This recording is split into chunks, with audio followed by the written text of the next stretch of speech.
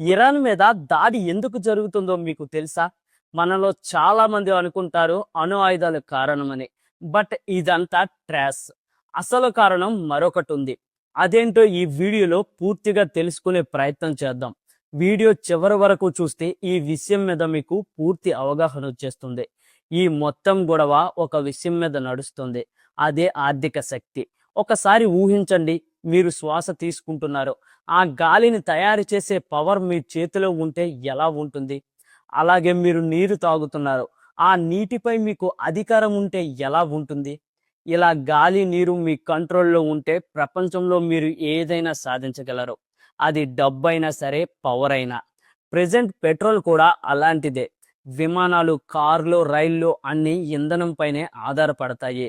ఈ ఇంధనాన్ని కంట్రోల్ చేసిన దేశమే ప్రపంచాన్ని నడిపించే శక్తిగా మారుతుంది. అందుకే అమెరికా ఇప్పుడు ఆ కంట్రోల్ కోసమే ప్రయత్నిస్తుంది. ఆల్రెడీ టెక్నాలజీలో అమెరికాకి మంచి పట్టుంది. గూగుల్, ఫేస్బుక్, ట్విట్టర్ అన్ని అమెరికా కంపెనీలే. అండ్ ఆయుధాల మార్కెట్లో కూడా అమెరికానే టాప్లో ఉంది.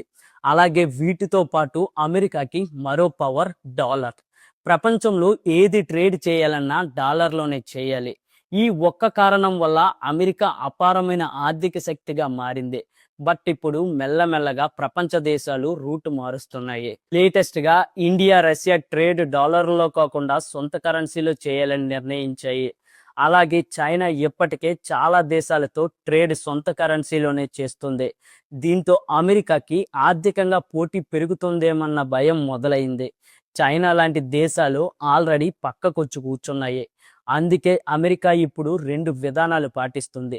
మొదటిది, ఆయిల్ దేశాలు తమ కంట్రోల్లో ఉండాలని. రెండోది, ఆయిల్ ట్రేడ్ డాలర్లలో జరగాలి అని. ఈ రెండు కాదన్న దేశాలపై ఒత్తిడి పెంచుతుంది. కొందరు విశ్లేషకులు అంటున్నారు ఇదే కారణం వలన ఇరాక్, లిబియా, సిరియా దేశాలలో యుద్ధాలు జరిగాయి అని. సద్దాం హుస్సేన్ పై అణుబాంబులు ఉన్నాయని ఆరోపణలు చేశారు. తర్వాత అవి లేవని తేలింది. అయినా యుద్ధం జరిగింది. మయన్మార్ గద్దాఫీ విషయంలో కూడా ఇదే జరిగింది. లేటెస్ట్ గా వెనిజులా అధ్యక్షుడు నికోలస్ మదురోను ఇదే కారణం వలన కిడ్నాప్ చేశారు. ఇప్పుడు ఇరాన్ మీద వార్. అమెరికా ఈ వార్ కోసం ప్రపంచానికి చెప్పేది అణు ఆయుధాల తయారీ అని. బట్ రియాలిటీ వేరు. ప్రపంచంలో ఆయిల్ నిల్వల్లో మొదటి స్థానం వెనిజులాది. దానిని నికోలస్ మదురో కిడ్నాప్ తో లొంగించుకున్నారు. Next Saudi Arabia. వీళ్ళు అమెరికాకు ఎప్పటి నుండో సపోర్ట్ గా ఉన్నారు. ఇంకా మూడో స్థానం ఇరాన్ పై వీళ్ళ కన్ను పడింది. 1979 ఇరానియన్ రెవల్యూషన్ నుండి ఇరాన్ అమెరికాకు ఆయిల్ విషయంలో సపోర్ట్ గా ఉండడం మానేసింది. పైగా చైనా లాంటి దేశాలకు తక్కువ రేటుకే ఆయిల్ సప్లై చేస్తుంది. సో అమెరికా సమయం చూసి ఇరాన్ను లొంగించుకోవాలని చూసింది. బట్ ఇరాన్ నొంగలేదు. ఖమేని తలవంచలేదు. ఇక చేసిందేమీ లేక అణు ఆయుధాల పేరుతో ఇజ్రాయెల్తో కలిసి దాడులు మొదలుపెట్టారు. బట్ ఇక్కడే అమెరికా ప్లాన్ బెడిసికొట్టింది. నికోలస్ మదురో కిడ్నాప్ లాగా అంతా తాపీగా సాగిపోద్ది అనుకున్నారు. ఇరాన్ ని చాలా తక్కువ అంచనా వేశారు. యుద్ధం మొదలై 13 రోజులు పూర్తవుతున్నా ఇంకా ఇరాన్ యుద్ధాన్ని కంటిన్యూ చేస్తూనే ఉంది. ఇక్కడ ఇరాన్ యుద్ధ వ్యూహం చూస్తే అందరికీ మతిపోవలసిందే. నిజానికి ఇరాన్ నేరుగా యుద్ధం చేయడం చాలా కష్టం. ఎందుకంటే అమెరికా మరియు ఇజ్రాయెల్ దగ్గర మిసైల్స్, డిఫెన్స్ సిస్టమ్స్ చాలా బలంగా ఉన్నాయి. అందుకే ఇరాన్ డ్రోన్లు మరియు మిసైళ్లతో తెలివిగా వ్యూహం పన్నుతోంది. ఒక ఇరాన్ డ్రోన్ ఖర్చు సుమారు 18 లక్షలు. కానీ దానిని ఆపడానికి అమెరికా వాడే మిసైల్ సుమారు 36 కోట్లు. అంటే ఇరాన్ తక్కువ ఖర్చుతో ఎక్కువ నష్టాన్ని మిగుల్చుతుంది. ఇలా అమెరికాకి యుద్ధ ఖర్చును పెంచుతుంది. ఈ యుద్ధంలో ఇరాన్ ఒక పెద్ద రాడార్ సిస్టమ్ను ధ్వంసం చేసింది. ఆ రాడార్ వేల కోట్ల విలువైనది. దానిని నాశనం చేసిన డ్రోన్ మాత్రం చాలా తక్కువ కాస్ట్. ఇది అమెరికా డిఫెన్స్ వ్యవస్థకు ఒక పెద్ద దెబ్బనే చెప్పాలి. ఇంకో వ్యూహం ఏంటంటే హర్మజ్ జలసంధి. ఆసియా దేశాలకు వెళ్లే ఆయిల్లో పెద్ద భాగం ఎక్కడి నుండి వెళుతుంది. ఇరాన్ ఈ మార్గంలో ఆయిల్ ట్యాంకర్లను ఆపింది. జిపిఎస్ సిగ్నల్ ను జామ్ చేసింది. దీంతో ప్రపంచ ఆయిల్ సరఫరాపై ప్రభావం పడింది. ఇది భారత్ కు కూడా ఒక పెద్ద సమస్య. భారత్ ఎక్కువగా ఆయిల్ దిగుమతి ఈ రూటు నుండే చేస్తుంది. మన దగ్గర అత్యవసర ఆయిల్ నిల్వలు కేవలం 45 రోజులకు మాత్రమే సరిపోతాయి.